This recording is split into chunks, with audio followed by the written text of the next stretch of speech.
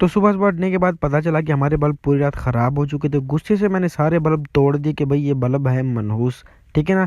तो इन मनहूस बल्बों को मैंने खुद ही इकट्ठा किया है। तो इन बल्बों को इकट्ठा करने के बाद मैं फ़ीड लेके आया, तो थोड़ी फ़ीड की मिक्सिंग करता हूँ। तो मेरी फ़ीड ख़त्म हो चुकी थी। तो मैं ना इन सर्दियों में अपने चिक्स को ना थोड़ा सा नॉर्मल खाना दे रहा हूँ, जैसे केक हो गई, डब्बा रोटी वगैरह हो गई। आप लोग भी इसको फ़ीड में नॉर्मल खाना दें, और अंडा बिल्कुल भी नहीं देना सर्दियों में सुबह सुबह के टाइम, ठीक है ना, वरना आपके चिक्स को मतलब कि प्रॉब्लम हो सकती है और आप फौरी तौर पे उस प्रॉब्लम को हल भी नहीं कर सकते। अगर कंटेंट पसंद आए तो वीडियो को लाइक, चैनल को सब्सक्राइब कर दो।